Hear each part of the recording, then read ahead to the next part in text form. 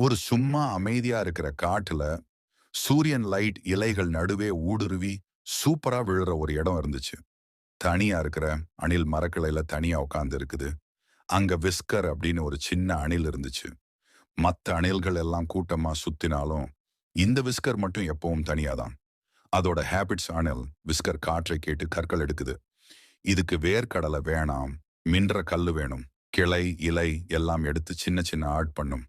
காற்றோட சத்தம் கேட்கறது தான் இதுக்கு பிடிச்ச வேலை. கஷ்டம் வரும். மத்த அணில்கள் பதட்டமா ஓடுறாங்க. ஒரு குளிர்காலம் வந்ததும் சாப்பாடு எல்லாம் குறைஞ்சிடுச்சு. அணில்கள் எல்லாம் ஐயோன்னு ஓட ஆரம்பிச்சாங்க.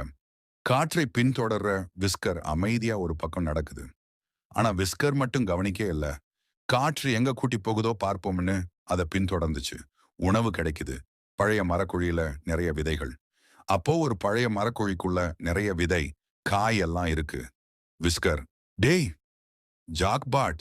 விஸ்கர் வழியிலே விதை போடுது. ஆனா அந்த சாப்பாட்டை தனக்கே வச்சுக்கல. மத்த அணில்களுக்கு வழிகாட்டுற மாதிரி விதை காய் எல்லாம் போட்டு போட்டு போணுச்சு. மெணில்கள் எல்லாம் சேர்ந்து இருக்கிறாங்க. அதுக்கப்புறம் விஸ்கர் தனியா இருக்கிற அணில் இல்ல. அதுதான் இப்போ எல்லாருக்கும் புத்திசாலி, நல்ல மனசு உள்ள சூப்பர் ஃப்ரெண்டு. நீ தனியா இருந்தாலும் பரவாயில்ல. உன் மனசு நல்லா இருந்தா உலகமே உன்னோட சேரும் நண்பா.